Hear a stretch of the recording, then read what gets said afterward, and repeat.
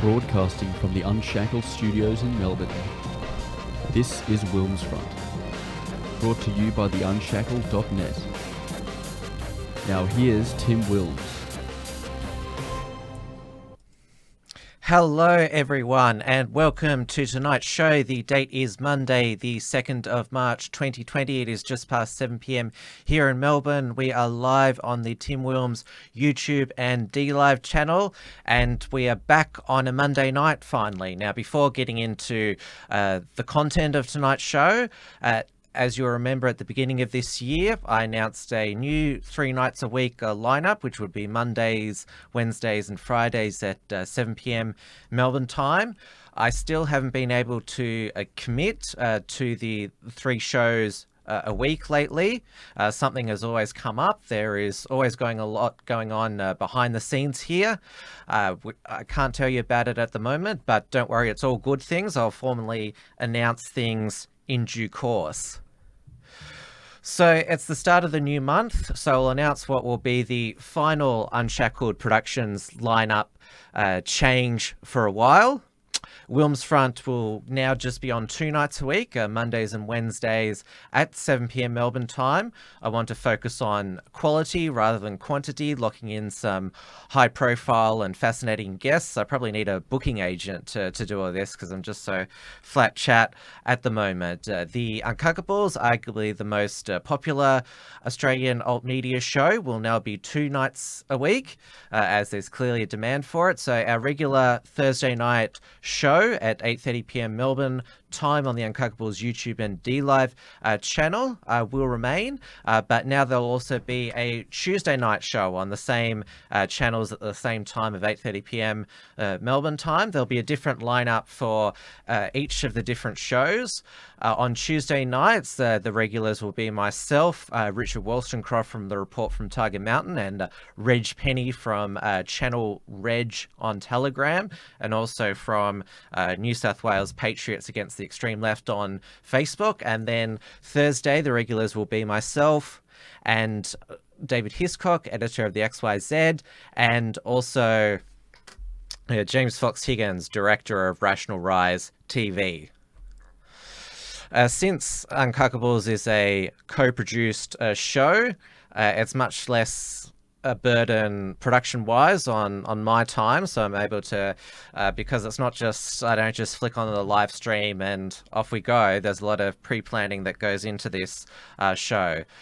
Trans Tasman Talk, we still haven't decided if we will change the name to Trad Tasman Talk, but we do have a new time, which is Fridays 6 p.m. Melbourne time on the Unshackled YouTube channel and Tim Wilms D-Live channel. There'll be plenty of talk to talk about between myself and Due this week, as at the end of last week there were some actual Trans Tasman talks occurring in Sydney with New Zealand Prime Minister Jacinda Ardern arriving, and the Australian leftist Twitter, they loved it that their darling Jacinta gave it to ScoMo at a live press conference about Australia deporting non-citizens of Australia who, although they're born in New Zealand, but they've lived most of their life in Australia, but haven't taken up Australian citizenship, kind of like our mate, the Dusty Bogan. So when they're finished serving their prison sentence, Peter Dutton, Home Affairs Minister, deports them, and Jacinda Ardern, she said that these people are not Kiwis, they shouldn't be our problem. But I've been through this with Due before. If you can deport your criminals to somewhere else, I mean, we're country first. Of course, you're going to do it, and of course, New Zealand's not going to like that. They want some sort of deal where there's, if a New Zealander has been living in Australia for 10 years and then they commit a crime, they can't be deported. But as a lot of people pointed out, why can't New Zealand just deport its Australian-born criminals? Now, please make yourself known in either the YouTube or D-Live chats. I still haven't been able to fix up what's going on with entropy on this channel. I think I've got to delete my entropy account and then reactivate it again to get it working on this channel. Though I have noticed that the super chats on entropy on both programs have dried up, so I'm not too worried about it at the time being. Of course, people are supporting the Unshackled and our productions, such as my show WilmsFront, through other means, through our web membership and also donations as well. So I'll still be on 5 nights a week. So you'll still get the same Timmy time, just in different slots and shows. Now that those announcements and housekeeping are out of the way, let's get on to the news. And of course, the coronavirus outbreak still dominates the global news, and we've been told to brace for a pandemic, and certainly our Australian government, they're certainly preparing for that. It's just broken today that there are 32 cases of coronavirus nationwide. I'll just bring up, this is from the Sydney Morning Herald, the latest there. We've had Australia's first person-to-person coronavirus transmission, which is in Sydney. Sydney doctor is one of the first locally contracted cases. The 53-year-old clinician and the sister of a man diagnosed with, this is his official name, COVID-19, after returning from Iran, are thought to be the first cases of person-to-person transmission within the country. And of course, everyone thinks that if they get coronavirus, then they're going to die, which is not the case. It has about a 2% a death rate, which is more than the common flu, but there have been at least 10 times more recoveries than there have been deaths from coronavirus. And some people have said that we should accept. There's a lot of people adding their 2 cents into what they think the outbreak will be like. But they said there's a chance we could all get coronavirus, but we're not all going to die from it, because it is a different strain of the flu. Obviously, the fact that it is a RNA disease, there is no vaccine for it at the moment. This is what is freaking a lot of people out. But of course, we've already reported on WilmsFront, the Unshackled, the Uncuckables, how hypochondriacs. They're not going to Chinese restaurants, even refusing to be treated by Chinese doctors at our hospitals. There's the whole buy Chinese food campaign. It's not an excuse to be racist, but of course Iran and Italy and now France, they've had massive outbreaks. Now there's rumours now that the Pope's got coronavirus because he spent time with coronavirus sufferers and he's got the sniffles. Now, not every case of the sniffles now is the coronavirus. I think you remember as middle of 2019, there was a flu outbreak here in the Australian alt media scene. I got the flu, David Hiscock got the flu, Matty Rose got the flu, Blair Cottrell got the flu, Neil Erickson got the flu. We all got the flu. What would you call it? Patriot virus or something. We all got that in the middle of 2019, which is... Well, hopefully that means we don't get any sort of virus for a while. Anxious Aussie said, if you have old people in nursing homes, you have reason to be concerned. End of life preparations have been talked about already. Harsh as F.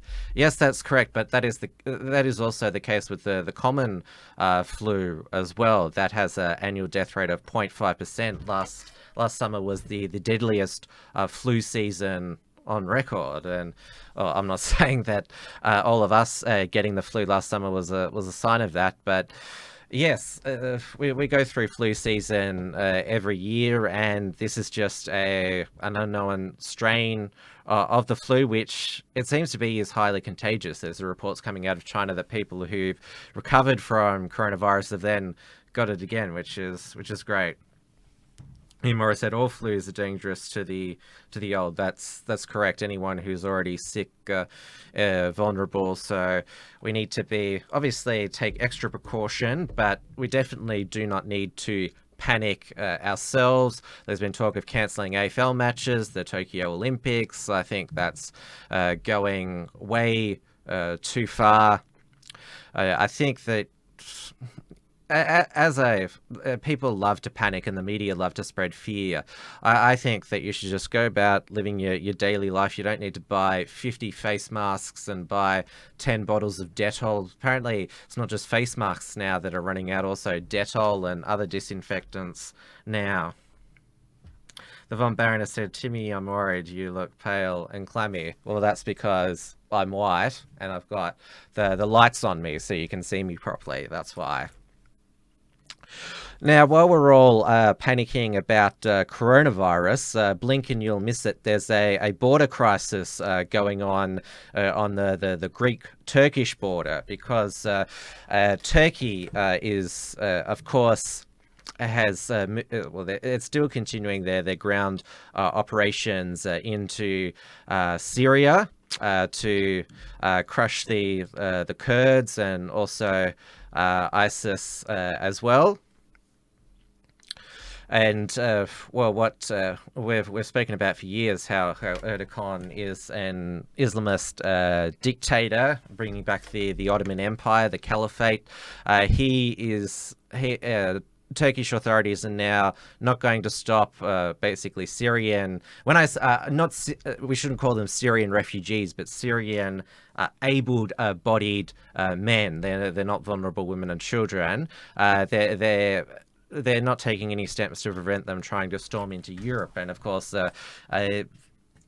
Turkey has a land border with Greece, and Greece, the Greek government, to their credit, is stepping up their border patrols, keeping them all at bay. There's the hashtag now, I stand with Greece. I certainly stand with Greece. They're doing at the moment a pretty good job at making sure that Europe's borders are not pierced yet again, and Turkey is spreading online propaganda that the Greeks are being cruel by not letting them in than that. But of course, well, it's been going on for a decade now, the European migrant crisis, all started by destabilizing foreign US-led wars in the Middle East, first Libya and now Syria.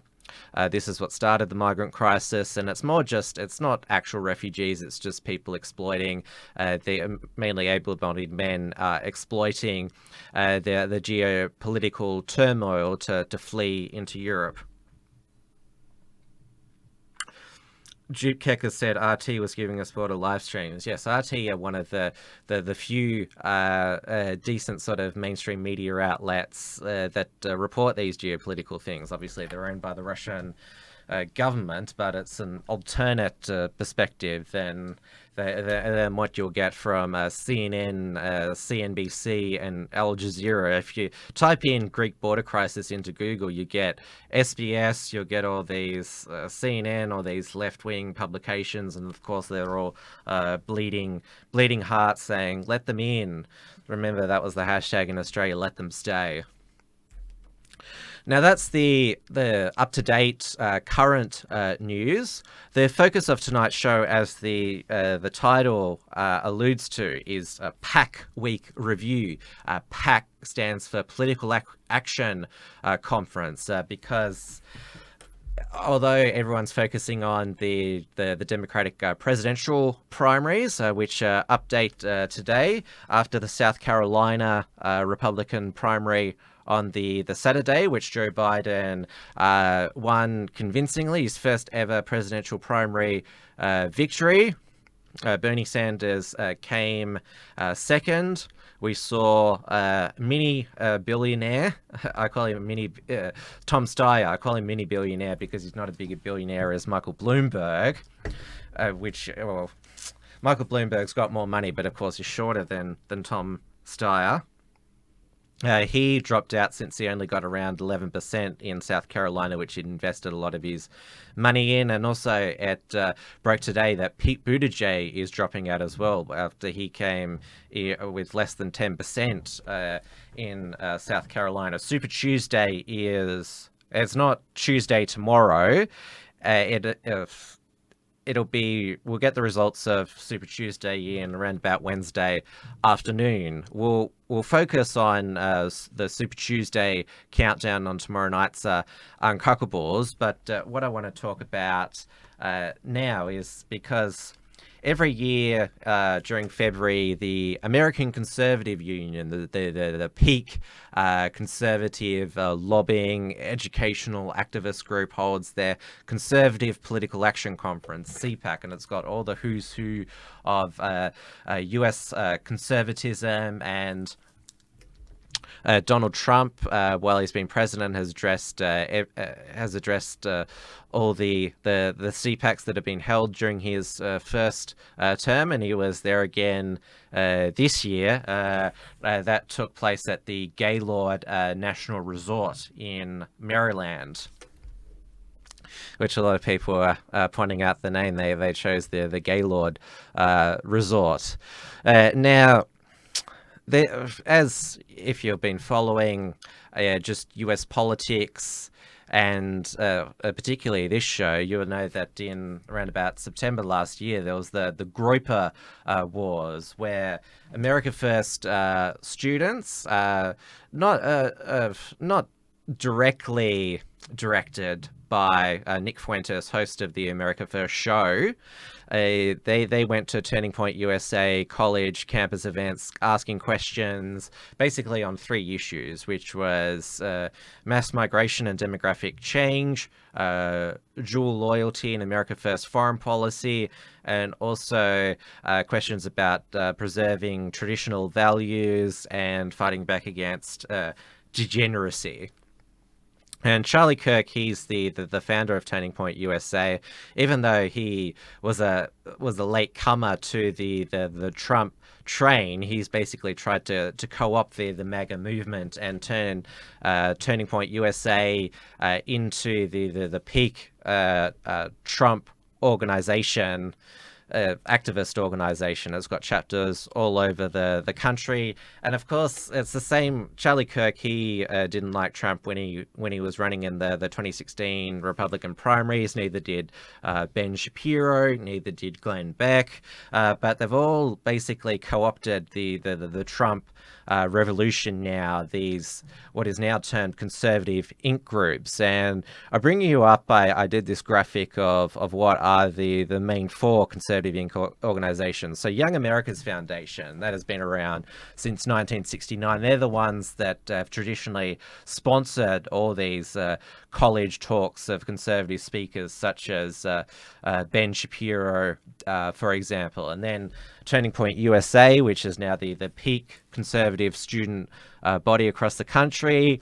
And I just mentioned the American Conservative Union, and then the peak media organization of Conservative Inc. is the Daily Wire, which was founded by Ben Shapiro, who hosts the Ben Shapiro Show, and along with his executive producer, Jeremy Boring.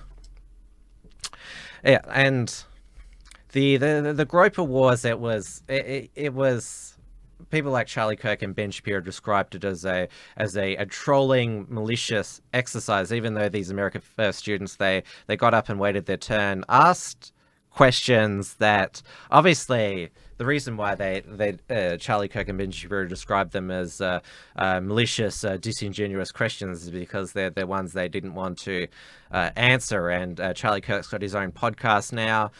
He recently had Ben Shapiro on as a guest, where they both had a big cry about the Groyper Wars and consoled each other about how evil they are, and then talk to each other about how right and virtuous they are, and talking about how we limited government, basically the same spiel that they always have. But yes, the Groyper Wars, Ben Shapiro and Charlie Kirk, they just expected it to fizzle out. But Nick Fuentes, assisted by Patrick Casey, who's the founder and leader of the American Identity Movement, and now, as they call it, institutionalizing the America First movement. So in Florida, West Palm Beach in December, they held their first ever Groyper Leadership Summit, which was held to coincide with Turning Point USA's Student Action Summit. And with CPAC just occurring this past week, they organized AFPAC, America First Political Action Conference, and this was the promotional poster for it. If I bring it up here, so Nicholas J. Fuentes, you all know, as the host of America First, which he's been banned from YouTube now. They pulled the pin on him, but he is getting over 10,000 views per stream on DLive every show. It'll be great to watch America First on DLive. It begins around about midday Melbourne time for us. Patrick Casey, I just mentioned, leader of American Identity Movement, and Scott Greer, he was the deputy editor of the Daily Caller, which is a conservative news website founded by Tucker Carlson, but he has no control over it anymore. According to Wikipedia, Scott Greer was fired for writing for white nationalist, anti-black, anti-Semitic publications. And when Wikipedia says stuff like that, you know, just that Scott Greer committed a thought crime. But obviously the big name there is Michelle Malkin. Now, many of you may have heard who Michelle Malkin is. She's a 25-year veteran of the US conservative movement. A lot of her considered her part of the mainstream American conservative establishment, because she's been on the speaking circuit, including with Young America's Foundation, regular Fox News contributor. She's now 49 years old. She's written a total of 7 books. Her most recent is Open Borders Inc., Who's Funding America's Destruction, by Regency Publishing. And this is basically what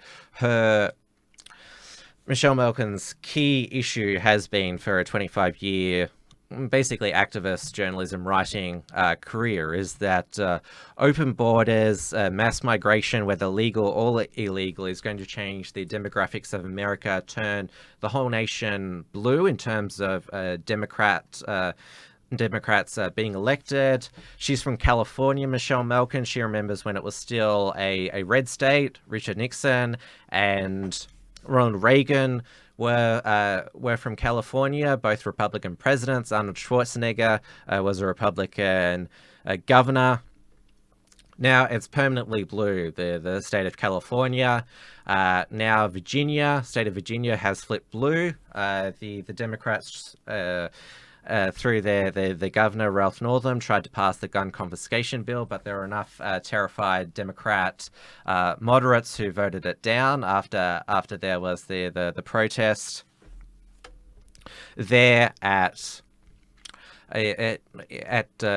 Virginia against by gun owners there. And now the big question is the demographic change going to keep happening to turn Texas and Florida blue, which would basically mean a Republican president would never be elected again, given the electoral college votes that both states have, given that they're large population states there. And you'll remember on last year on an episode of The Uncuckables, we went through Ben Shapiro's speech at Stanford University in California, where he talked about the alt-right 2.0 and how despicable, garbage and horrible they were, and he claimed that he destroyed all of their talking points there. We did a response episode to that myself, David Hiscock, and Dewey DeBoer of Right Minds.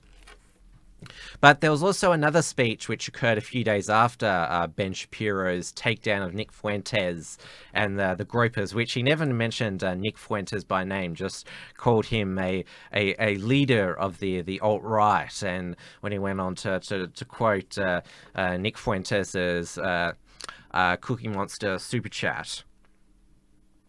But there was another speech given by Michelle Malkin a couple of days later at University of California, Los Angeles, hosted by Young America's Foundation, where she called out Conservative Inc., called out, as she termed, their bullshit that they've sat around for 25 years, because remember there was the Republican Revolution in 1994 where the Republicans swept Congress, and they pretty much controlled Congress and the presidency for most of that time since. And she said that the Conservative Inc., the conservative establishment, those that have got elected, have just sat back and watched America burn. And she talked about the DC donor class, how they control the conservative lobby groups, and that we'll go through a bit of a name and shame here, because one of the big Conservative Inc. donors is a businessman, Sheldon Adelson. There he is. He's in his 80s now, naming and shaming. Then we have Foster Friess, who was the chief social conservative backer, which people would say, what is he conserved? He always wears a cowboy hat. It's unknown whether he's a millionaire or a billionaire, but he backed Rick Santorum in 2012. He once said in response to a journalist saying, isn't Rick Santorum too conservative on things like birth control and that? And Foster Friess said, oh, back in my day, girls used bare aspirin to put between their knees, and it wasn't that costly. And you can find out what he meant then, which obviously Foster Friess saying that, obviously that's a very conservative, old-fashioned position. But of course, we'll look at the state of US culture, entertainment now. Foster Friess, he's been around giving money away since the Reagan era. What is he socially conserved? And of course, you all know the Koch brothers, which there is Charles and David Koch. David Koch recently passed away. He is the one on the right here with the sort of darker glasses. They would have, you remember the Tea Party, the small government or limited government, balanced budgets, constitutional limited government, that conservative libertarian revolution in 2010 during the midterm elections. The Koch brothers were described as the Tea Party's wallet, and they bankrolled a lot of the Tea Party candidates. And of course, the Tea Party's dead now. It died pretty much when Rand Paul suspended his presidential campaign after the New Hampshire primary in 2016. And so, of course, Conservative Inc. has always had a lot of money. They've got these billionaires. I just mentioned 3 of them. Of course, I also mentioned that Foster Friess, I don't know whether he's a millionaire or a billionaire, but they've had all this money. They've been able to employ all these people, fund all of these glossy events and social media campaigns. But what have they actually achieved with all that money? What are these billionaires giving away their money? Have they spent it well? There's an old saying with a lot of these rich male billionaires, boys and their toys. They like to have like to think they're achieving a lot by benevolently giving it to conservative causes, but just because you're able to make money in a business doesn't mean you're able to basically influence politics.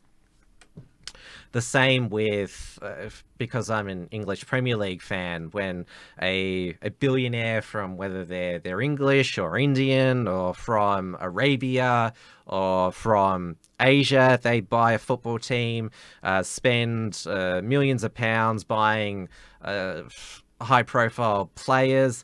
Just because these billionaires have got a lot of money doesn't mean they're going to get the football team to win the title. I think the only ones who've basically bought a English Premier League title is the owners of Manchester City, the Abu Dhabi group. It cost them, what is that, $1.5 billion to buy the title.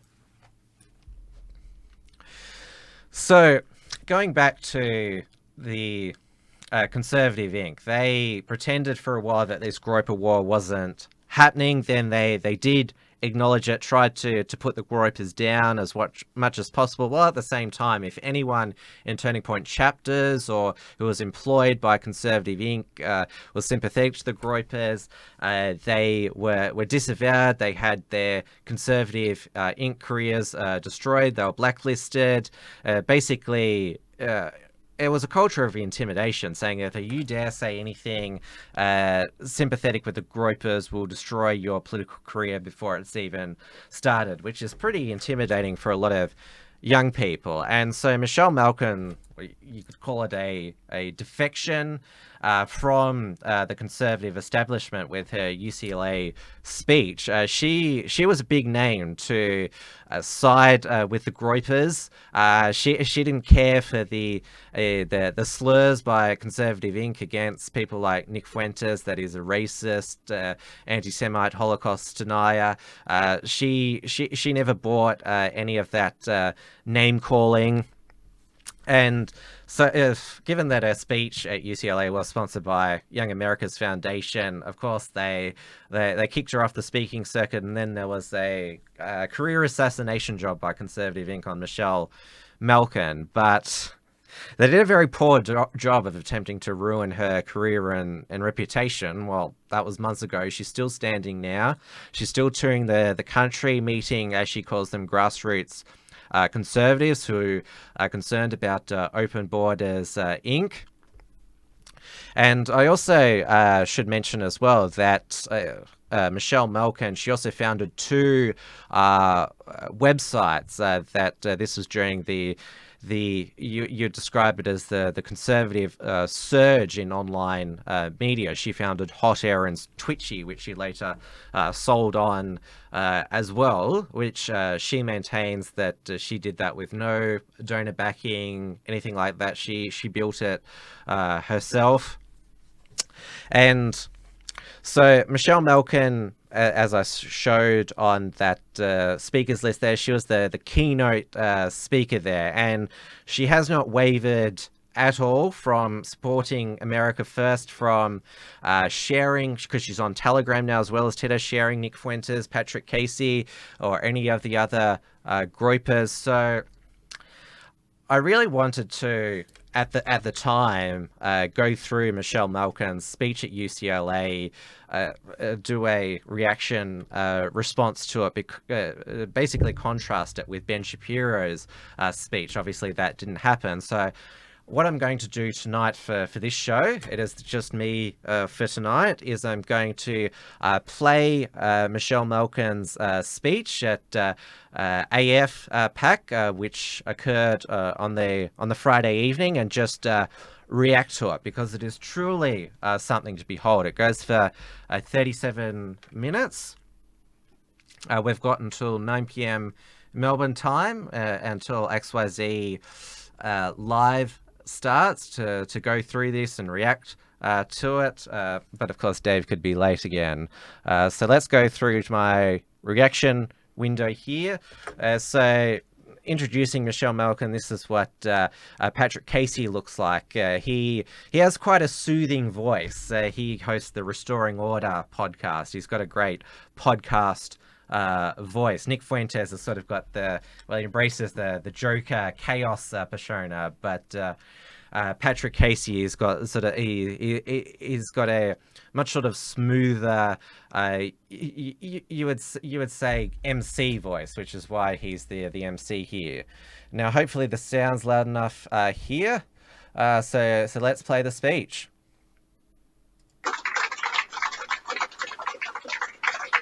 All right, our fourth and final speaker is one who hardly needs an introduction. She's a conservative blogger, syndicated columnist, and the author of a number of books, including Open Borders, Inc., Who's Funding America's Destruction? Let's give it up for Michelle Malkin.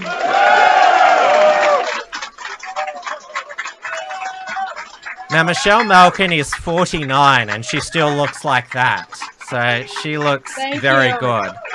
Thank you.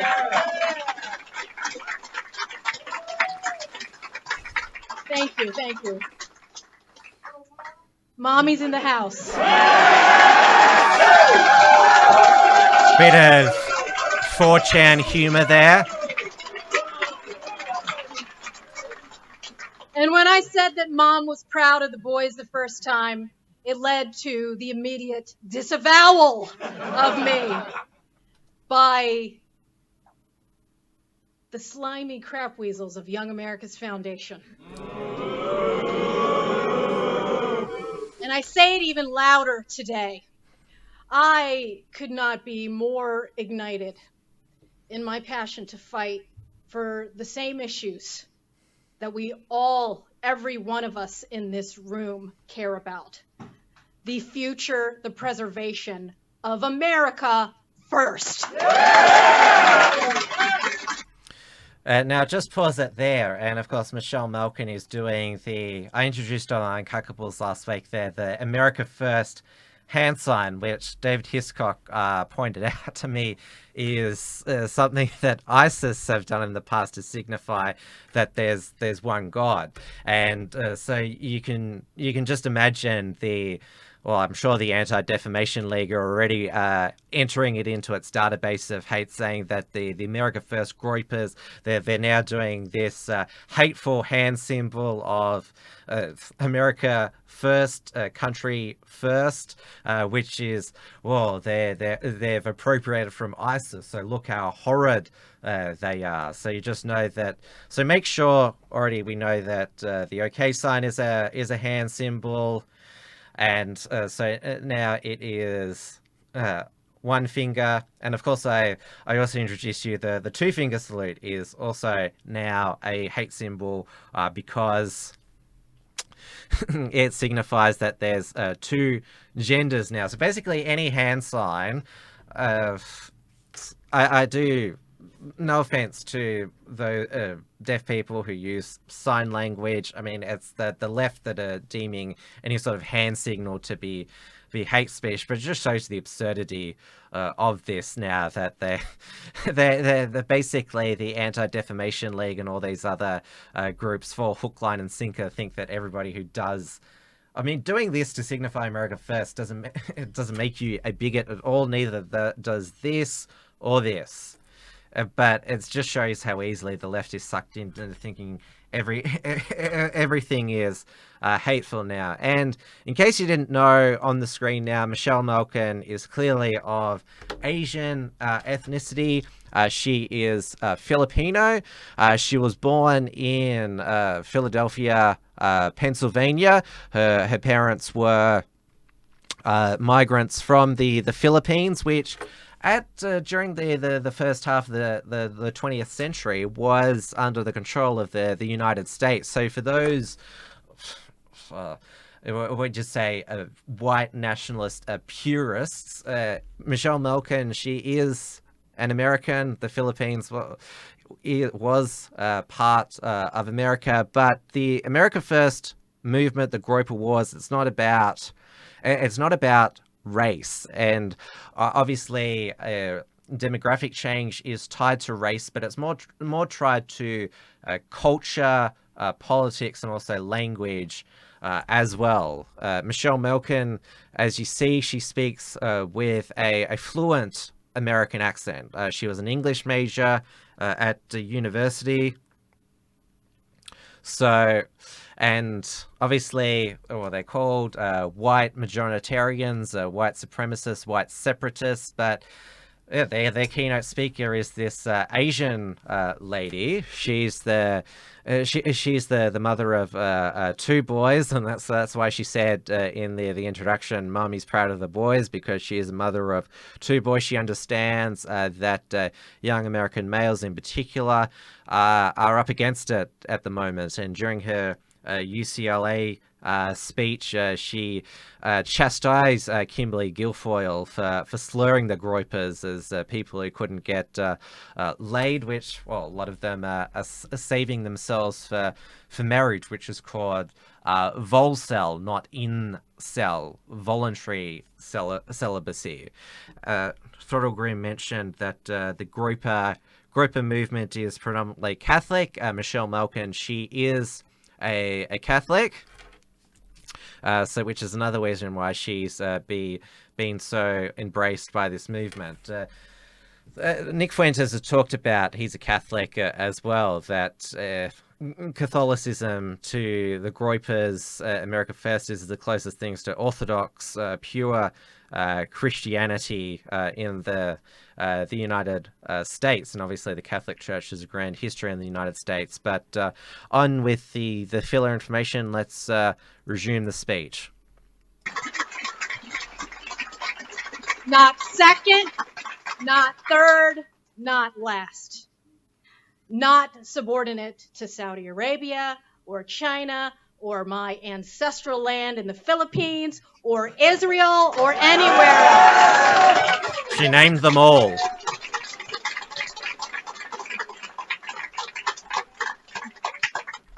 The title of my speech is The Charge of the America First Brigade. And as many of you know, I am an English major. So for my last speech at CPAC, really the last ever speech I'll ever give, I titled it CPAC at the Bridge, and the classical allusion was to Horatius at the bridge. And at the time, of course, I had no premonition or vision that it was you who were the ones that were going to be at the bridge, because for the last 25 years, I thought that I was one of those lone people standing there shouting in the wind. And the stanza that, of course, is the most famous stanza from Horatius at the Bridge is the one in which out spake brave Horatius, the captain of the gate. To every man upon this earth, death cometh soon or late. And how can man die better than facing fearful odds of the ashes of his temples, ashes of his fathers and the temples of his gods? I'm 50 years old, so. And so the charge of the America First Brigade, of course, is the reference to Tennyson. And I found it so apt, given especially I'm not a everything Christian, so sorry, I that so don't many of understand you this, have but been people through, in the chat every might. single one of you in some small way or large. And this stanza came to mind. Cannon to right of them, cannon to left of them, cannon in front of them volleyed and thundered, stormed at with shot and shell. Boldly they rode and well, into the jaws of death, into the mouth of hell, rode the 600. I want you to keep that in mind as I begin my formal remarks, which will commence this way. Ladies and gentlemen, boys and girls, but no e-girls, right? I would also add... Have I proved my bona fides? I would also add no e-boys either. I rise tonight in defiant opposition to Conservatism, Inc., and in unwavering support of America First. And of course, in the interest of full disclosure and transparency, I must reveal to you that the number of donor class CEOs and philanthropists that are backing me is precisely 0. There is no Sheldon Groyperson pulling the strings. There are no Keck brothers lurking in the background, waiting to whisk me away in a private jet. The grand total of subsidies that I have received from America First is $0 and 0 cents, because there is no America First, Inc. This is an organic movement, not a corporation, not a racket, not a pay-for-play machine like the money-grubbing, coin-operated spectacle taking place at the Gaylord. I learned today, by the way, that some organizations there have been pressured to cough up $250,000 for the privilege merely of holding parties near the main CPAC venue. Okay? A $250K price tag just to purchase a presence on the margins of CPAC. But we're the grifters. You wonder, because as Michelle Malkin said, she's not getting any appearance fees. She didn't have her travel expenses paid, and as I mentioned, she's traveling all across the country now to meet with America Firsters and grassroots conservatives. So you sort of wonder where she get it, because obviously anyone who travels crisscrosses around the country knows that it's not cheap, and so she must have a fair kitty tucked away. Obviously she still has her online blogging and also her books as well, but as I mentioned, she founded 2 websites which she sold. She's clearly a great media entrepreneur, but as she just said there, I don't know her financial situation, but she's willing to walk away from all those appearance fees and sponsored speaking events and travel from these billionaires to basically stand up for what she believes in, which is America.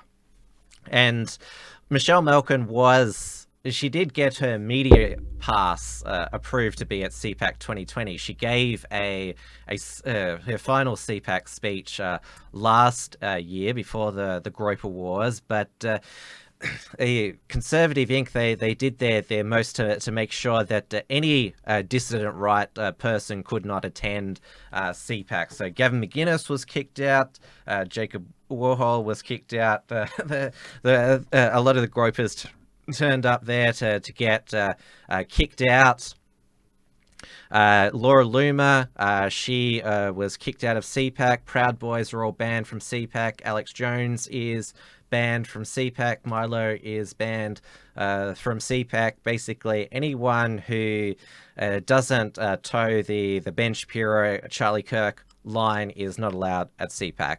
Now, you will have noticed that Michelle Malkin's lips have moved out of sync with what she's saying. I apologize for that, but the audio is still working fine. All right, let's get going.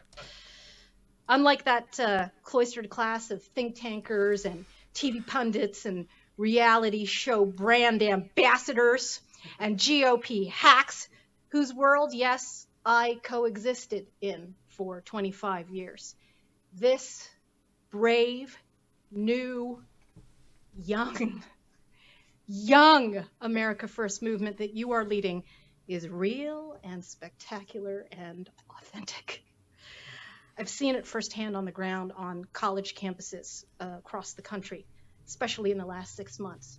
I have heard it in hushed tones in Republican gatherings, mainstream Republican gatherings. I have witnessed it among traditionalist nuclear families, and yes, in top secret high places here in the DC swamp. And this is why the establishment bots and the zombies and the shills that know no other way of life are more freaked out than I've ever seen in my lifetime.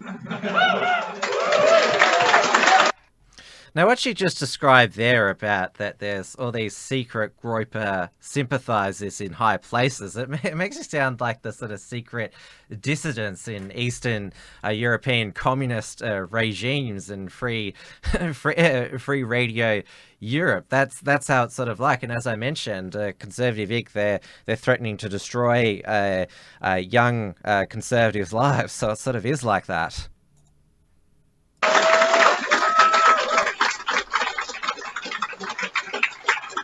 This bread and circuses charade, I've called it for a long time now, has been thoroughly unmasked. And I raise my glass over there to the Groyper Wars. Yeah. Praise God. As has been mentioned, there was a recent Gripe Fest podcast by Ben Shapiro and Charlie Kirk, Chuckles Kirk. And they were consoling each other, right? And they lied to their boomer constituents that there were no more than 20 of you, right? Just 20 in the America First Brigade. So 20 may have been the initial front lines, ambushing the Q&As. How dare you line up politely and wait your turn, you ambushing trolls. 20. Yeah, maybe 20 on the front lines. I did listen to that Charlie Kirk, Ben Shapiro podcast on the way here, and it was funny that they both said, I didn't expect this Groyper war to happen. It came out of nowhere. I did not see it coming. And that's why both Michelle and I said that they were consoling each other. But I noticed that they still didn't refute a lot of, the dual loyalty foreign policy a question in the podcast. They stuck to the other two, immigration and social conservatism, and then going on about free markets, individual liberty. So you can listen to it if you want, but it goes for an hour. You got to listen to Charlie Kirk's ads and self-promotions, and that he's in love with himself. But a legion behind you. We are more than 20. Hashtag that. More than 20. A year ago this week, I had no idea who most of you were. And most of you had no idea who I was. And that's okay. Even though we have been, largely unbeknownst to each other, fighting many of the same battles, against many of the same enemies, against the same fearful odds, on the same rigged playing field. I did not know you then, but I did stand on that stage at CPAC in 2019, calling out the feckless organizers for barring real conservatives, immigration hawks, free thinkers, and various dissidents from the conference, Meanwhile, the simulators and the saboteurs and the speech squelchers and the Soros smear merchants like that Jared Holt weasel that you chased him out. Yes. Now, to fill you in on Jared Holt, who Jared Holt is, he is the leader of Right Wing Watch, which it's one of those liberal media websites that says, look at what that conservative said, how outrageous and offensive is that. The American Conservative Union gave him a media pass to cover CPAC so he could, well, this is in the words of a lot of the dissident right, so he could dox young conservatives. But of course, it seems that the ACU, they gave him a media pass just to say, oh, look, we've got nothing to hide. We're open to all conversations. We want the media to see it. Of course, it's disingenuous. It's by inviting somebody like Jared Holt there, you're basically, as libertarian podcaster Tom Woods calls it, the 3x5 card. You're basically saying that it's worse to be outside conservative Inc. Than be on the liberal progressive left. That being far right, alt-right, is the worst thing in the world, and we'd rather invite someone like him there. And of course, the highest bidding sponsors, who were all enjoying free reign back then, in the front seats, in the VIP sections, and backstage. On stage last year, I mentioned our friends Gavin, McInnes, and Laura Loomer, and others who had been banned from darkening the CPAC door. But of course, in a larger sense, I was talking about all of you here now, and so many others who've been forgotten in the past, who've been relegated to our motley bally of the band, in one way or another, either by CPAC or ConInc. It's an intergenerational club. Nick Fuentes, Patrick Casey, V. Dare and Peter Brimelow, Faith Goldie, Milo, Frank Gaffney, Pamela Geller, Robert Stacey McCain, Dinesh D'Souza, Ann Coulter, John Derbyshire, Jason Richwine, Darren Beatty, and on and on and on. A fury had welled up inside me a year ago that had long been simmering. There was a time when CPAC did at least give the grassroots nationalists a seat at the table. And I'll never forget this, because this was a very pivotal moment for me in my young career 17 years ago, when I just want to stop there to give you a bit of context to what Michelle Malkin just said, that CPAC was once great. 10 years ago, there was a huge controversy that CPAC was allowing. They were called Go Proud. They were a new Republican LGBT group. There was a lot of social conservative groups that didn't like that they were going to be there. Flash forward 10 years now, and one of the invited and embraced attendees at CPAC 2020 is, of course, Lady Marga. So just shows you just how much CPAC has changed over the past 10 years. The privilege of teaming up with the original godmother of America First, the Catholic author, lawyer, and social conservative mom of 6 and grandmother of 16, Phyllis Schlafly.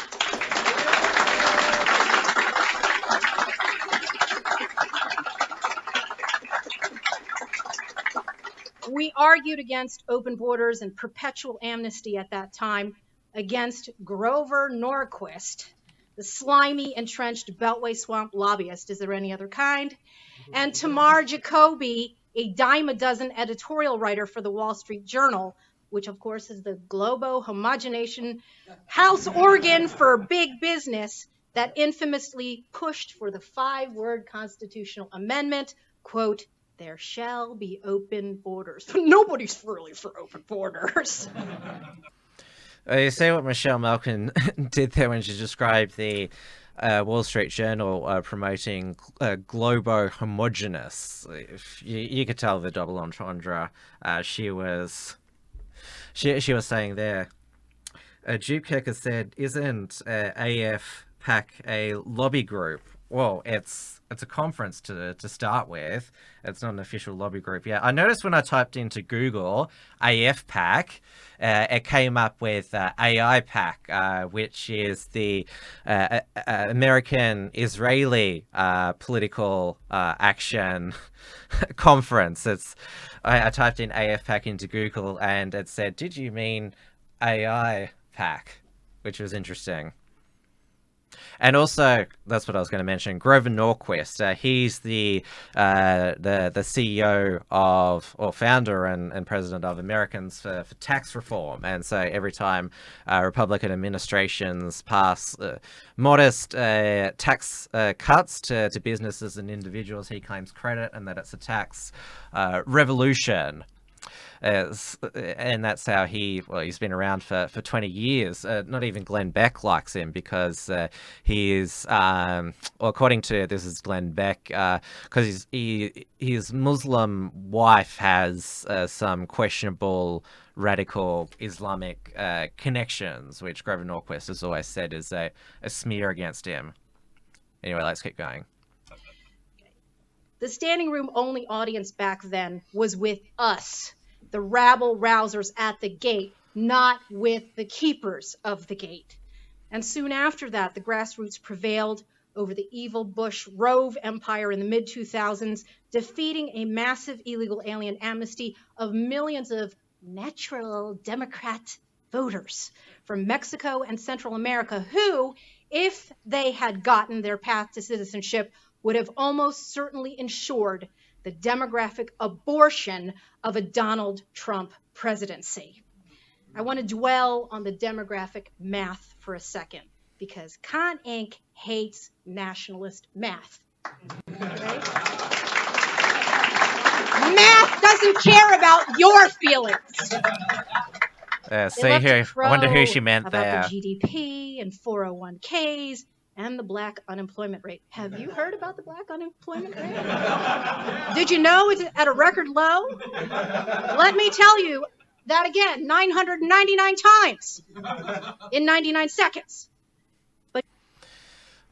So mentioning there the black unemployment rate, this has been one of Nick Fuentes's gripes that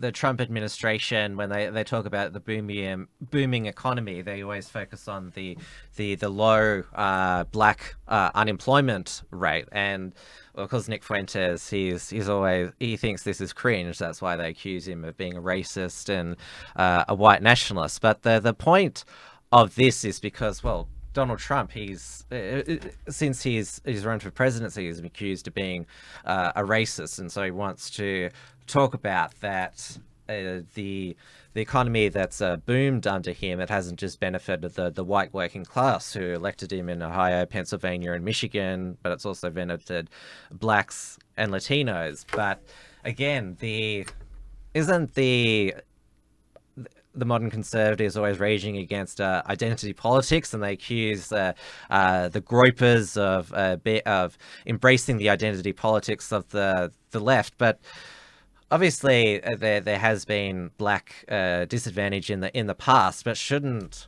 the American unemployment rate, shouldn't that be the vital economic statistic? Why do you need to break it down by identity groups? I mean, what next are we going to have? An LGBT unemployment rate? Of course, there's always the male and female workforce participation. So yeah, why isn't just the employment rate period the consideration? God forbid that you start talking about mass migration numbers and, I don't know, the electoral consequences of amnesty. There were an estimated 925,000 illegal aliens in Florida in 2012. Trump won that state by just 114,000 votes. Pew Research estimated that there were about 120,000 illegal aliens in Michigan in 2012. Trump won that state by 10,704 votes. And there are reportedly more than 300,000 illegal aliens in Arizona, a state that Trump won by 92,000 votes. If Hillary had won those 3 states, Florida, Michigan, and Arizona, she would have won the election 288 to 250. In fact, she didn't even need to win all of those states. She could have won by carrying Florida plus Michigan or Florida plus Arizona. And the presidential race, of course, would also have been a lot closer in Wisconsin, Pennsylvania, and Texas. There are an estimated 1.68 million illegal aliens in Texas, and Trump won that state by 800,000 votes. Oh, and let's not forget that Ted Cruz, yes, who I initially supported because I was of ConInc, had won Texas by just 215,000 votes, and Ron DeSantis in Florida by less than 33,000. Rick Scott won Florida by about 10,000 votes. All would have lost if the Bush-Rove Chamber of Commerce mass amnesty had passed. And that, of course, as we all know in this room, is just the impact of amnesty. I will tell you. Now, just stopping there, she mentioned Ted Cruz wouldn't have got re-elected to the Senate if amnesty had been granted all those years back. He nearly lost Ted Cruz. It was an incredibly tight race, most expensive Senate race in US history. And in case you've forgotten who Ted Cruz's Democrat opponent was in the Texas 2018 Senate race, it was Beto O'Rourke, who of course later ran for president, who said that he wanted to confiscate all the semi-automatics. He wanted to strip churches of their tax-exempt status if they didn't support the LGBT friendly policies. Basically the worst type of progressive you could imagine. Ted Cruz nearly lost to that guy, the Texas Senate race to that guy.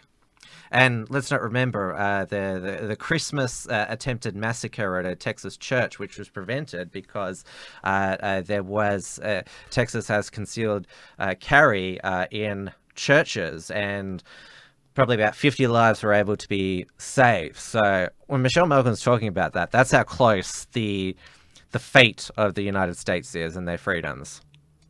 That over the years, I have tried to drum into the heads of normies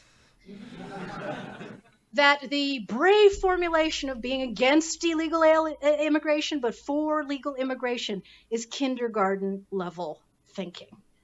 And it is really alarming that even after all of this time, that the cognitive handicaps of so many people who consider themselves America Firsters is such that they don't even know the basic fact that we grant 1.1 million green cards to this country every year.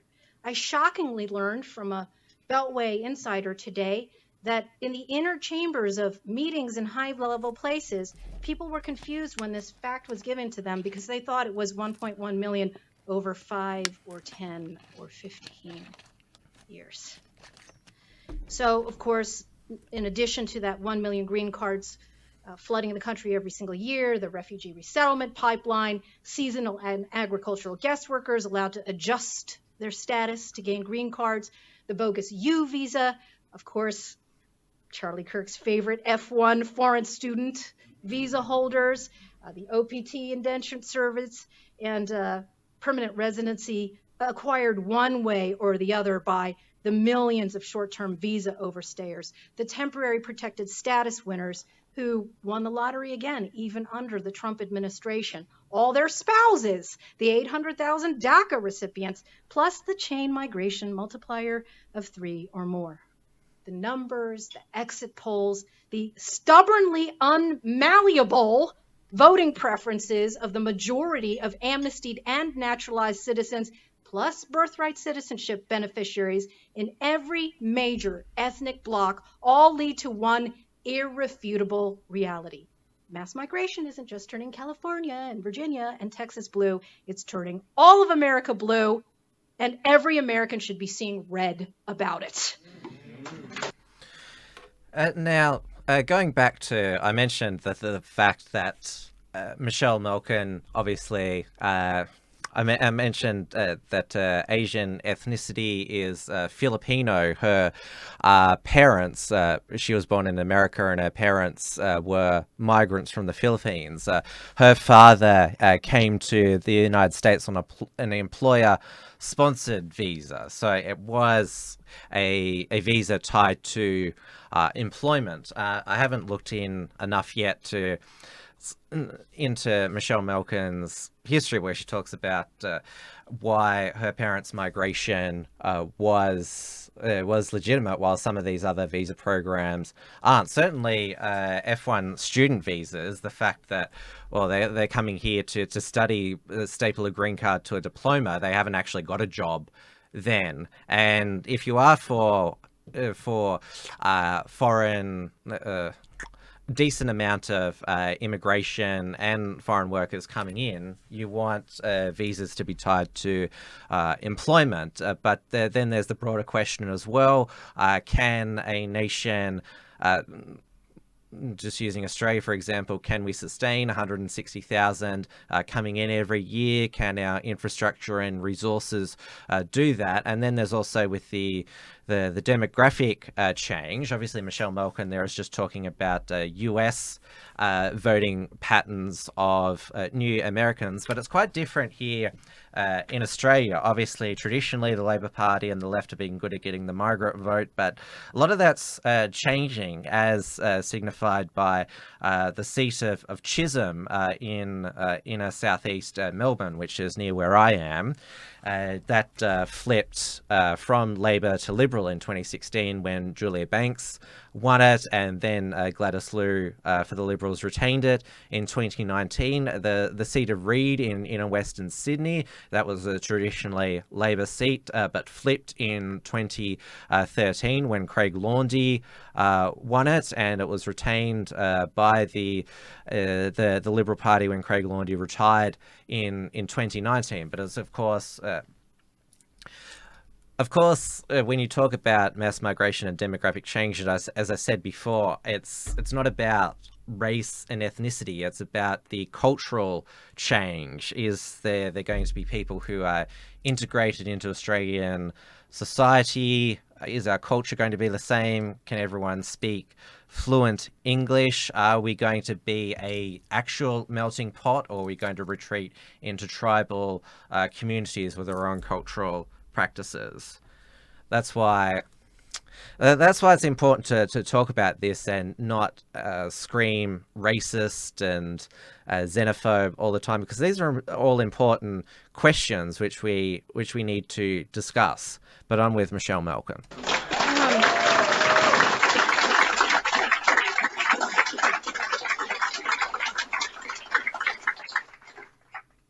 This nation under God will be majority minority by 2045. And when I launched my book tour for Open Borders Incorporated in September, the immediate response from the Soros monkeys was that I was anti-Semitic for trafficking in the Great Replacement theory that was also believed by the Tree of Life synagogue shooter. Already right out of the gate, before I even knew who Nick Fuentes was, before I knew who Groypers was, I was being tarred as an anti-Semite. It's become a useless, meaningless term, and everybody knows it, and that's why they're so desperate to tar all of us as that.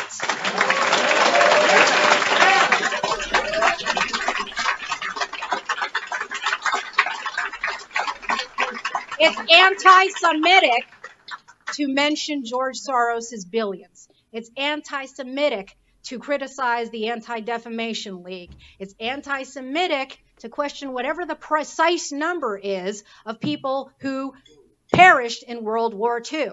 It is anti-Semitic for me, being married to a 100% Ashkenazi Jew, to question dual loyalties of people who are working here as agents of a foreign country.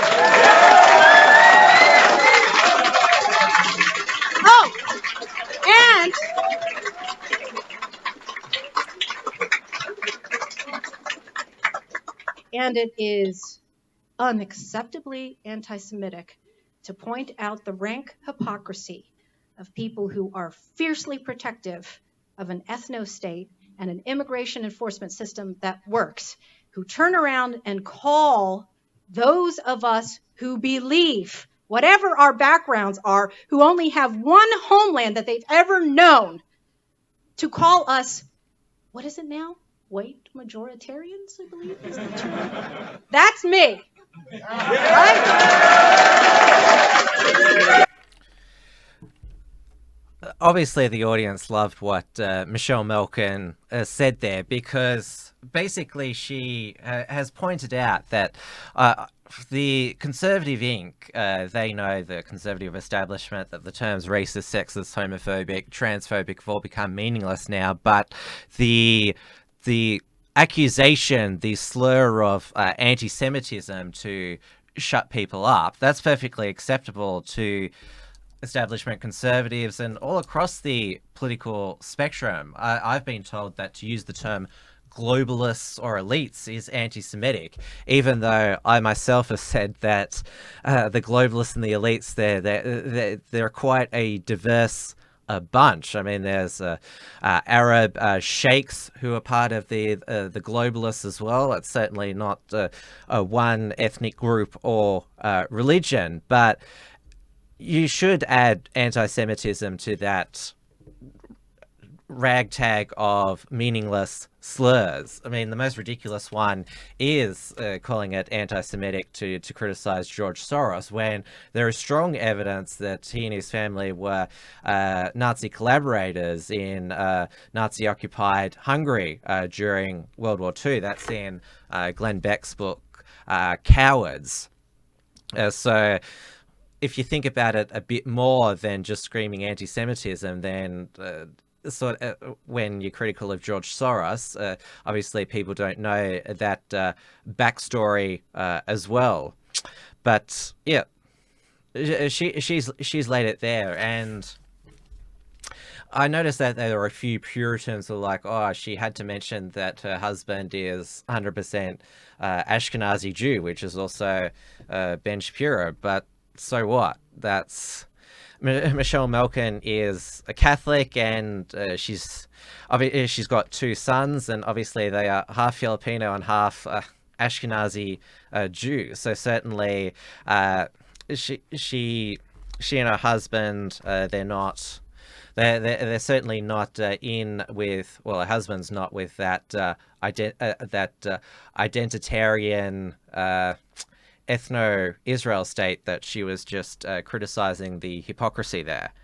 I hope that my words are making sense here, because in that podcast I was talking about between Ben Shapiro and Charlie Kirk, they both said that America is an idea. We should be open to people from all around who share our idea. But of course, Ben Shapiro, he hasn't condemned Israel being an ethno-state. So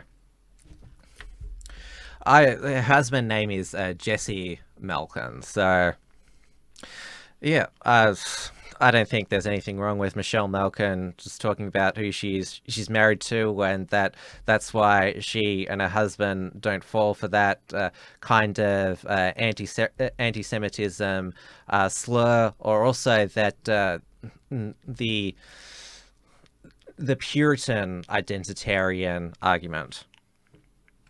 All right, let's keep going.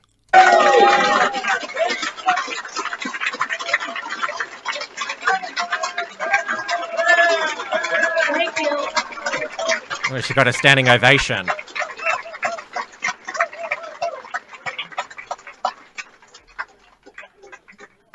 Here is what we all know. Those of us who understand demographic reality, there is no turning back. We know that. 1965, the Hart-Celler Act, the Refugee Act of 1980, the 1986 Reagan Amnesty, which again is being recycled and pushed right now in the halls of Congress and the White House. The 1990 Immigration Act that created H-1B and the diversity visa lottery, plus more than a dozen other mini amnesties, extensions, and waivers. There is no turning back. America will look like the cover of Ilhan Omar's new book. It will look like the no-go zones of the Twin Cities. It will look like the serial predator-infested public schools in Montgomery County, Maryland. It will not look like this room. This is not conspiracy replacement theory. This is conspiracy truth. America First policies and principles have... That's another slur that she's blowing out of the water. The conspiracy theorists that if you... which she's talking about that Wikipedia says the Great Replacement is a conspiracy theory, even though you can find countless examples of diversity and mass migration proponents saying, yeah, that it's good that white people are becoming a minority. But as you mentioned as well, it's you're not just labeled a conspiracy theorist for that, you're also labeled an anti-Semite, even though mass migration, it's got nothing to do with Jewish people. Always been at the heart of grassroots conservatism. And as Nick said, that word has become so tainted that it's an embarrassment to me to have identified proudly as such ever since I was as young as you were, a college student.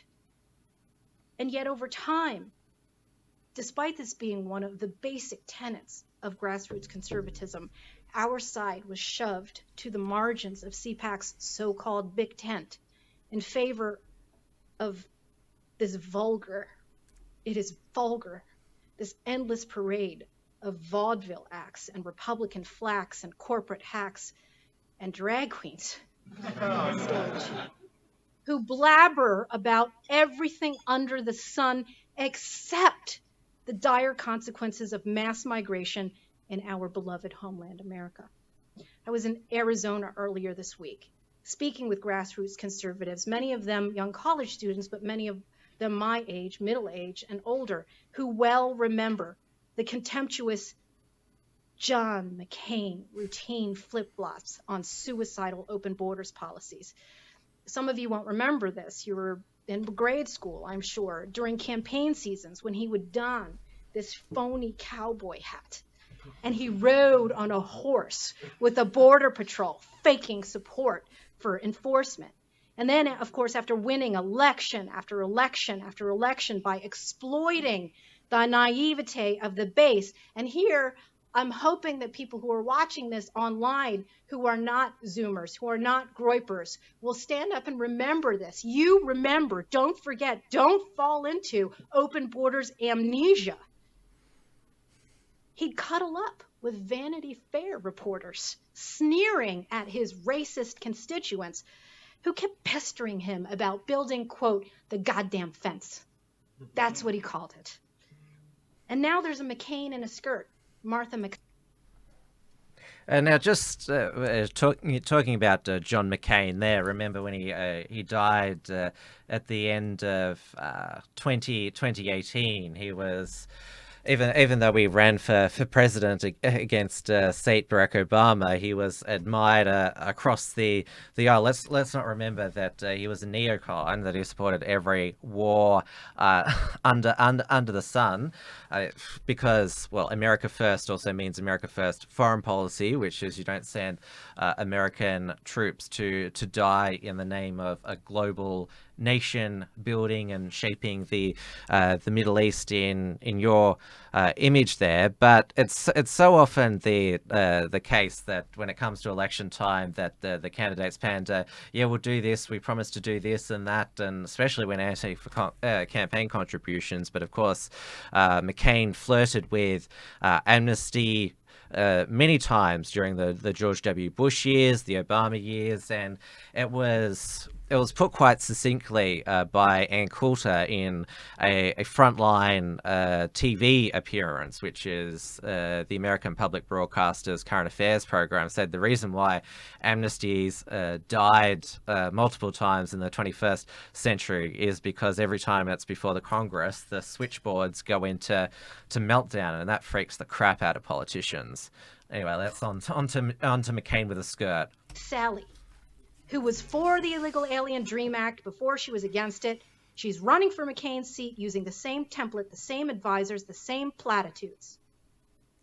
And she must have TPUSA staff on the payroll. Because to distract from that, what did she do a month ago? And of course, all of the bread and circuses, Fox, they fell for it. She goes and finds some, talk about low-hanging fruit, some CNN journalist who asks a question. She says, "You're a liberal hack." Oh, everybody goes wild. Oh, Martha McSally, still, she destroyed. All in capital letters, destroyed. Right?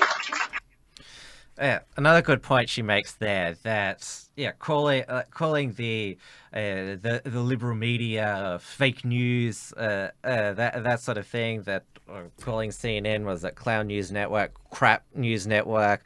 That's not that at the end of the day is just name calling, unless you've got it backed up by examples of that, like necessarily saying, oh yeah, I hate CNN, I like Fox News. That doesn't show. I mean, we just went through the fact that Jared Holt from Right Wing Watch is allowed to be into CPAC to report on Right Wing Watch about how horrible conservatives are. So they don't really hate the liberal mainstream media, ConInc.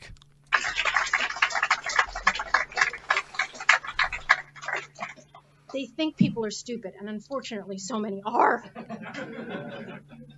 So we got Martha McSally in Arizona, and then in my adopted home state of Colorado, there's another spawn of McCain, right?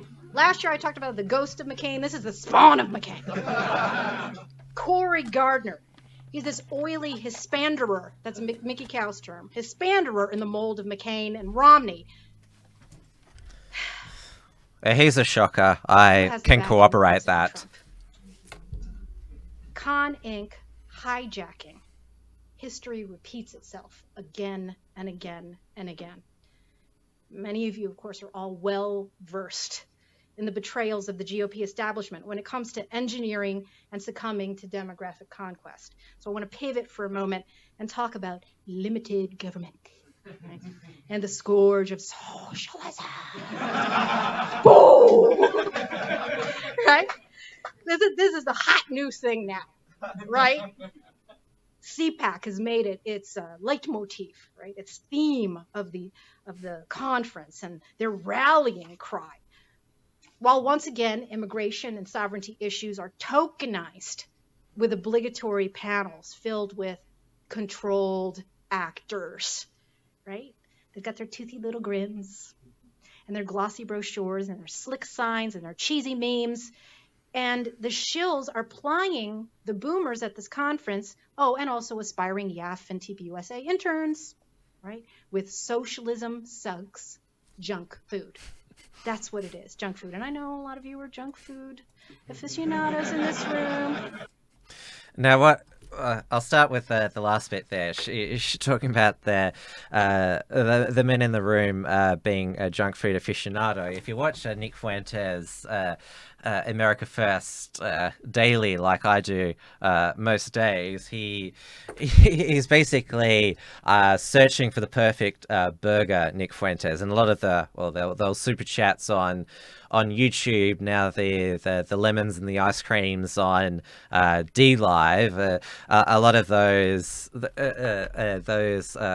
sponsored comments that he reads out are all about what is the perfect burger. And so Michelle Malkin, when she calls socialism sucks a junk food slogan, what she means is that, well, it's another thing. It's the same as saying CNN is fake news, saying socialism. Well, it's self-evident that CNN is fake news, but socialism sucks. If you don't know that as a conservative that socialism sucks by now, then you're claiming that America's on the cups of socialism. What have you been doing for the last 10 years? But I'm talking about the bad junk food, not the good junk food, right?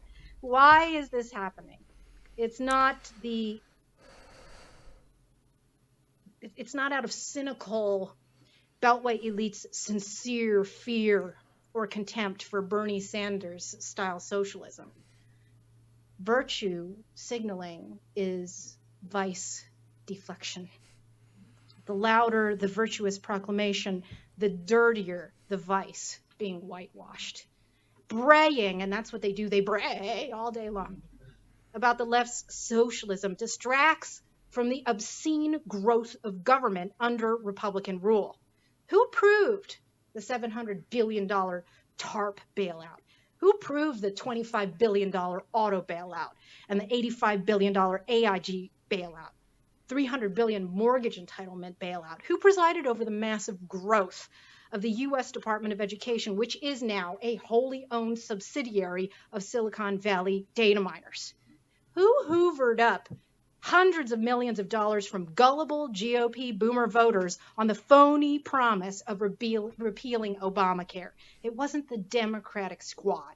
It was the corporate, statist, socialist squad of the GOP.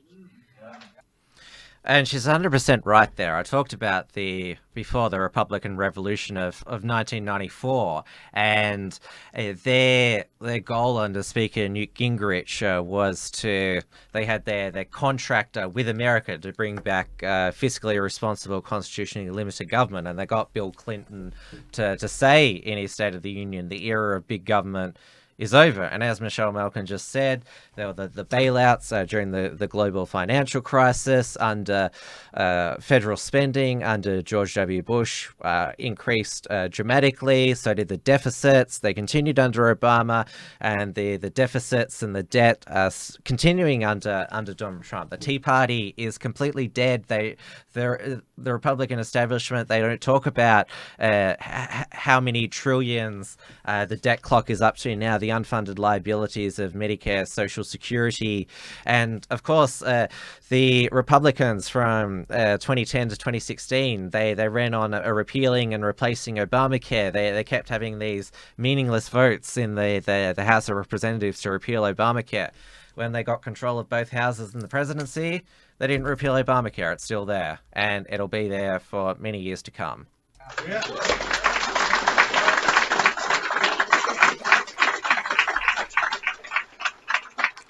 In end stage Rome, everything was for sale. And when the grift reached the precious commodity of citizenship, it was obvious that the collapse of a once great civilization was nigh. Under the reign of Claudius, Roman citizenry became a cheaply auctioned trinket. And the emperor's wife, Messalina, enlisted senior members of the imperial court, known as the Palatian freedmen, to collect payments in exchange for citizenship, not to mention governorships, procuratorships, and military commands. At first, Claudius's wife charged great sums, but as the practice became commonplace and indiscriminate, the price plummeted. According to an ancient historian, Cassius Dio, quote, "A man could become a citizen by giving the right person some bits of broken glass." Does that sound familiar? In end stage America, which is where we are, the modern day equivalent of this Roman cash for citizenship scheme is known as the EB-5 Immigrant Investor Program, which dispenses green cards and a path to American citizenship to favored foreign bidders. That program, as we all now know, as a result of the noble gladiators in the Groyper War arena on college campuses, is embraced and promoted by none other than ConInc's Corchester, Charlie Kirk.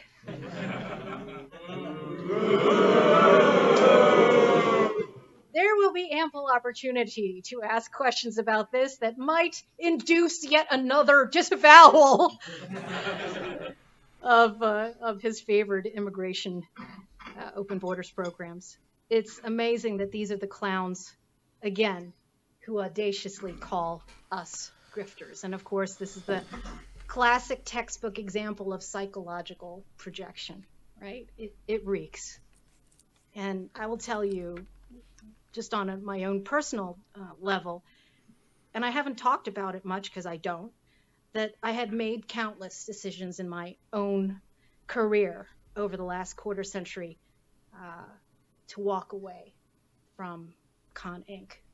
pivotal moments. I walked away from several donor-funded new media ventures. I turned down book deals that plied the GOP narrative du jour. I walked away from a Fox News contract and all the clout and creature comforts and false eyelashes and airbrush that go along with it. Right? Now, just going back to, obviously, I talked about Michelle Malkin's blogging and writing career, but she has done visual media before. She was, when CRTV launched, that was Mark Levin's Conservative Review TV. She was one of the big stars promoted. Michelle Malkin investigates, and then there was also Gavin McInnes's Get Off My Lawn. But when CRTV merged with Glenn Beck's The Blaze, it became this super conservative Inc. media outlet, basically the internet version of Fox News, and Gavin McInnes was fired because he was part of those evil Proud Boys, and Michelle Malkin, she announced she was leaving as well, which is sort of, it's interesting that those two left at the same time that it became fully a Conservative Inc. Venture. Michelle Malkin, she is on one of the other conservative internet news channels, Newsmax, which was founded by Christopher Ruddy, who explored in the 90s whether Vince Foster, the deputy legal counsel to the Clintons, whether he did commit suicide or whether it was murder. So he was smeared and slandered in the 90s, Christopher Ruddy, for engaging in this conspiracy theory, but he founded Newsmax in the 2000s, and so, well, you can see why that somebody like Christopher Ruddy wouldn't throw Michelle Malkin under the bus for speaking her mind and taking a stand. I was always in, but not of ConInc. And there was a time when CPAC could say the same. So all these gatekeepers are befuddled and perplexed that I would throw that all away and support what you were all doing and make all of these sacrifices and commit career suicide. They all cackle and heckle while they say that and work in their comfy, subsidized cubicles writing my 1000th obituary. But my message and my focus have never wavered over a quarter century. I'm not committing suicide. America is. And it would be a waste of my own parents' sacrifice, a waste of our founders' hard work and toil, a waste of the First Amendment for me to be quiet. We're not the sellouts. They are. They're selling out America's college students, young workers, free-thinking patriots who desperately need a voice and a venue for muscular nationalism immune from donor class corruption. I want to read the actual cowardly disavowal that I think not catalyzed, but fast-forwarded my own journey. And this is the actual disavowal that YAF gave. And by the way, this is such a very vivid illustration of what we have all referenced, the collusion between the far left and the big business U.S. Chamber of Commerce establishment right. Because I had given a speech at UCLA praising the Groyper Wars, naming Nick Fuentes, which is, you're not supposed to name the names, right? Right?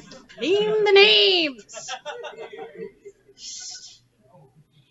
And, over a hurried weekend, a decision was made for the official YAF organization to issue a disavowal that didn't name me, because they don't like to name names. YAF gives a platform to a broad range of speakers with a range of views within the mainstream of conservative thought. immigration is a vital issue that deserves robust debate. But there is no room in mainstream conservatism or at YAF for Holocaust deniers, white nationalists, street brawlers, or racists. I guess that covers all of us, doesn't it? And notice that YAF's saying mainstream conservatives. So YAF, they're not for diversity. They talk about that the one form of diversity that there's not is diversity of thought, but it's, as the expression goes, they consider their conservative philosophy to be a very closed shop, and there's a mainstream view. And if Michelle Malkin ventured out of that, I mean, she knew she was going to get fired anyway for that speech, but it just shows they use that word mainstream to disavow her. Right. So,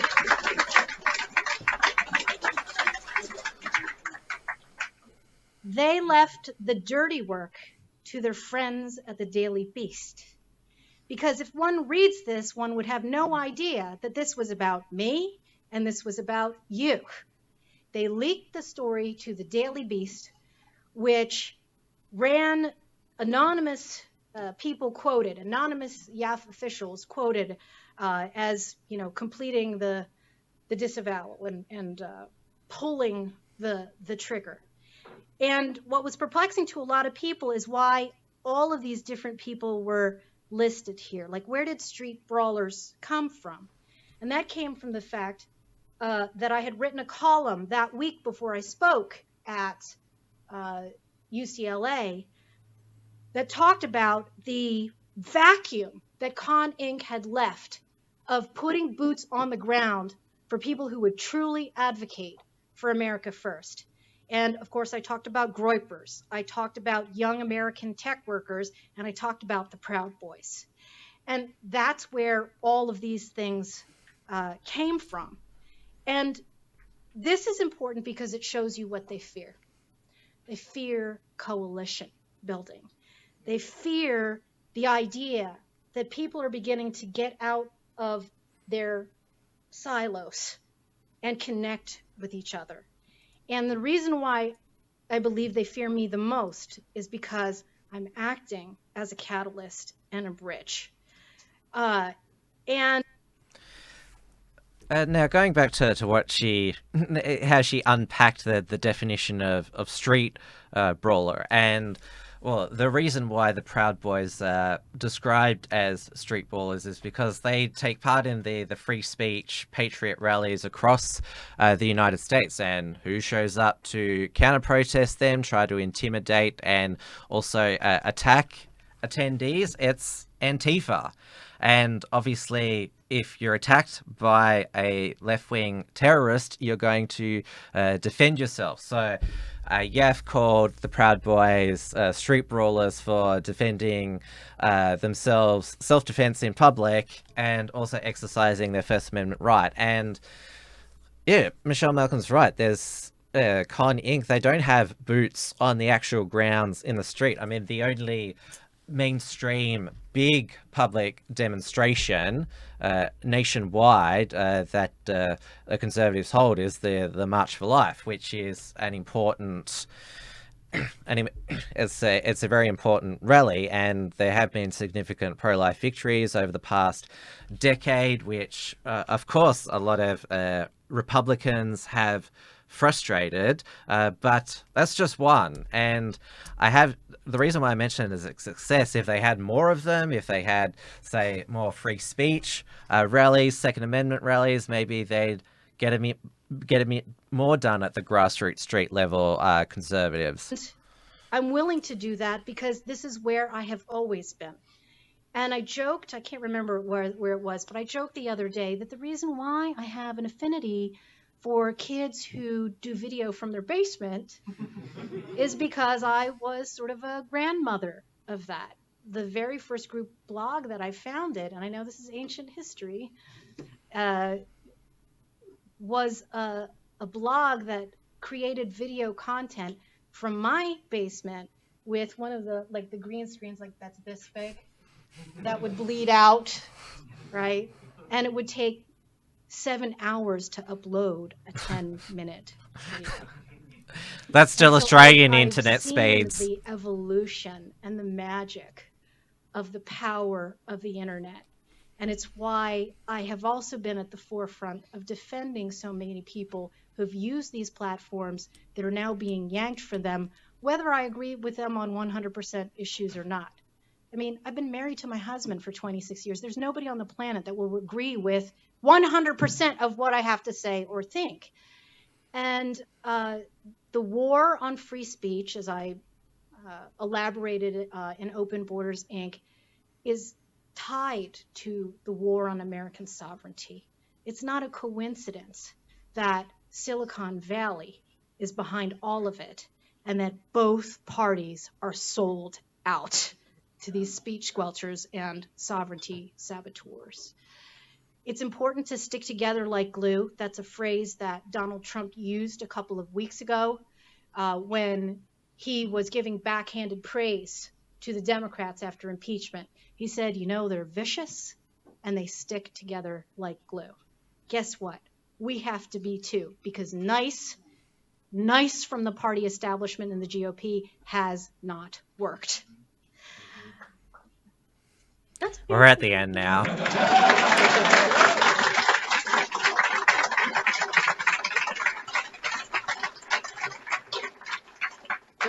We have to wrap up, and I just want to say a couple of things on a personal level. I really do believe that my role as a mother informs the choices that I have made. And at some point, there will be a passing of the torch. I will not be doing what I've done for 25 plus years. And I had always woken up, especially in the last couple of years, thinking before I knew all of you, that I would have to do it until I was 70 or 80 or 90 because there was no one else to take up the legacy. And I feel very confident that you, the Light Brigade, the America First Brigade, are well positioned to do what so few other grassroots revolts and rebellions have succeeded in doing. I believe in you. That's right. I honor your charge. I honor your mission.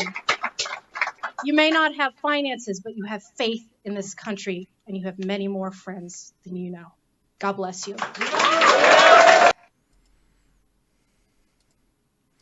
Yep, there we go there. That was the whole speech, 37 minutes, obviously with a lot of my interjections and comments in it.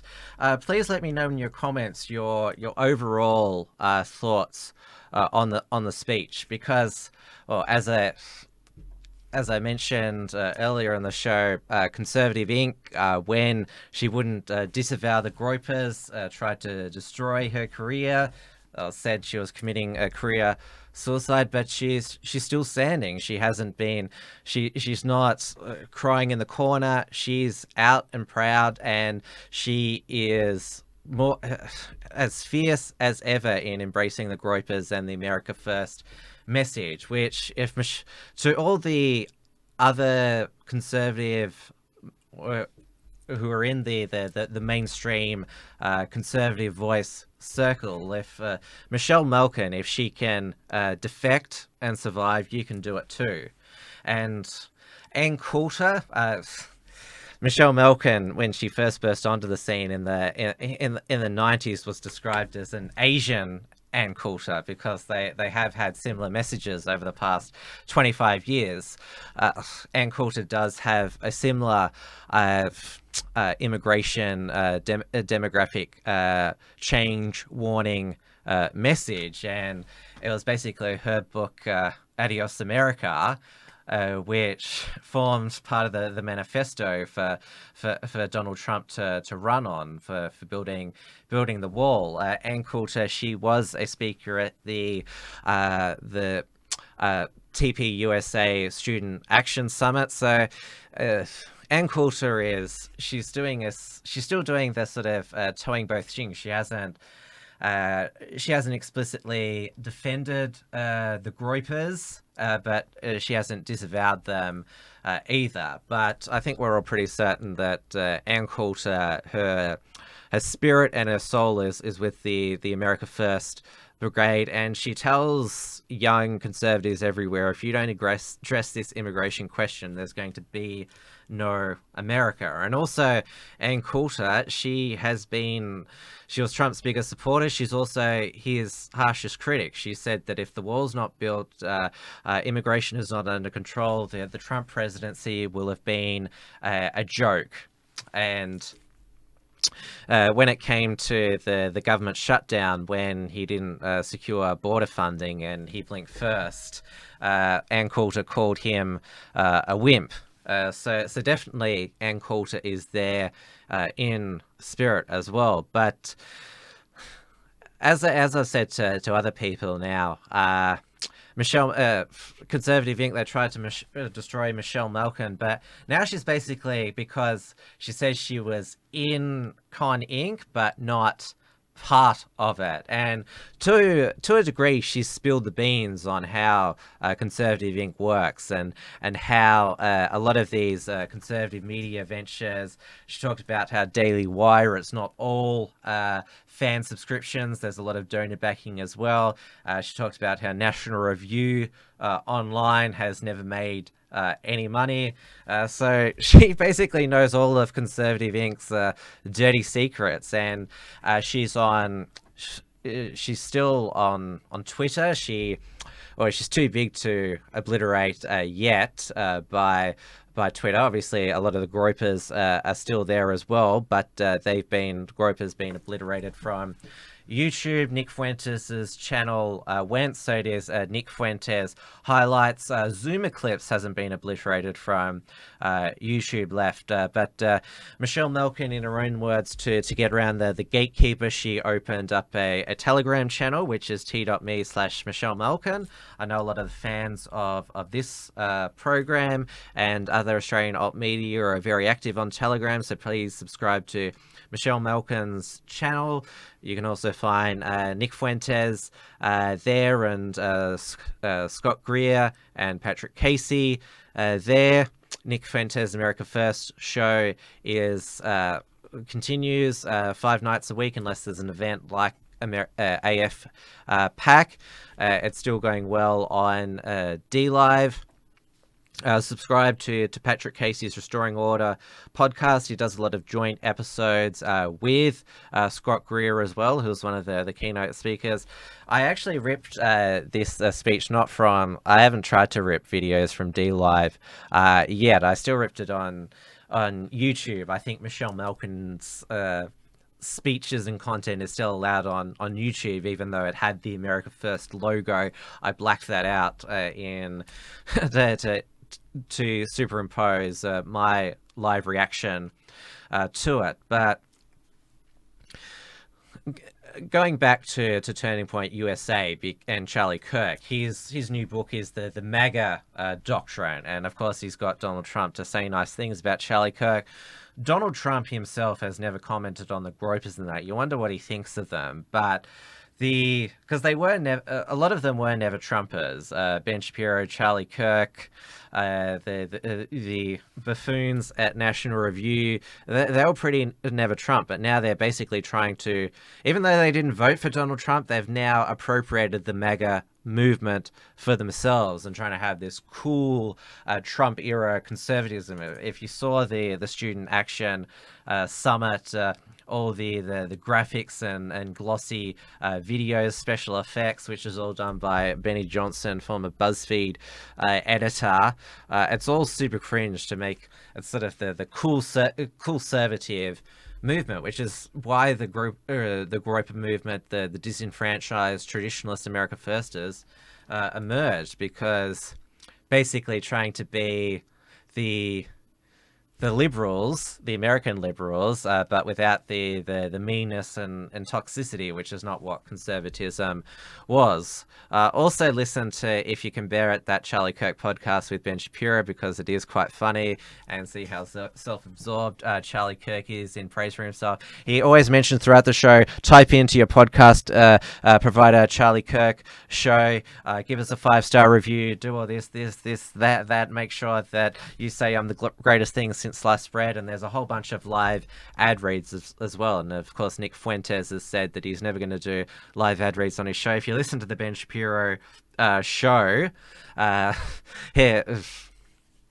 Ben Shapiro is constantly thanking his sponsors. What is it? Stamps.com. There's mattresses. There's a whole bunch of other things as well.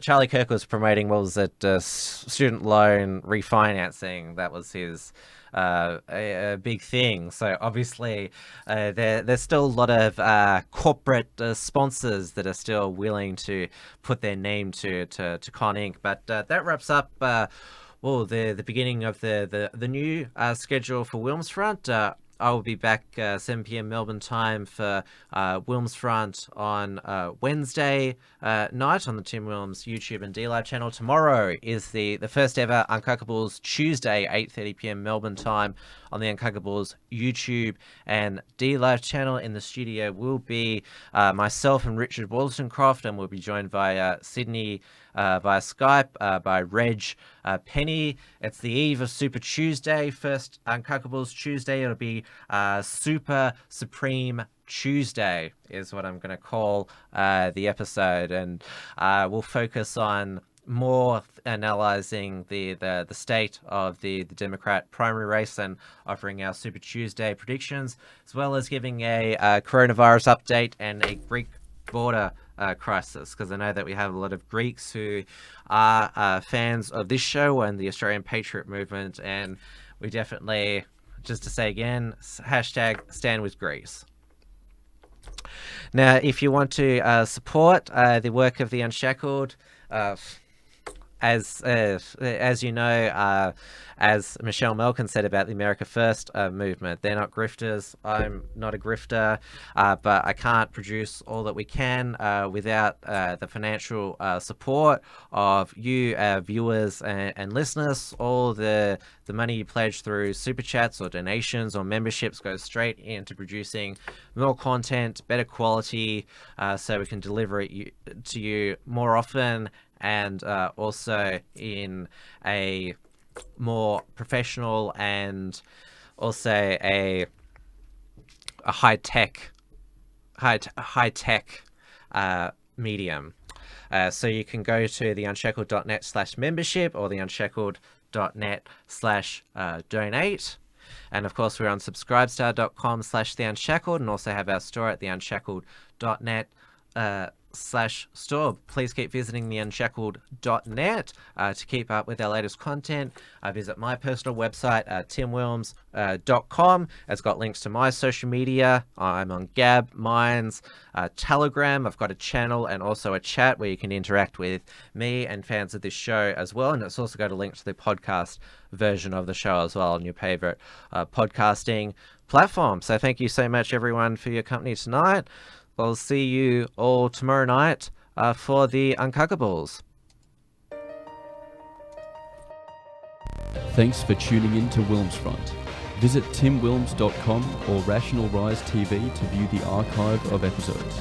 And keep visiting theunshackled.net to view all our shows and to keep up with the latest real news and analysis.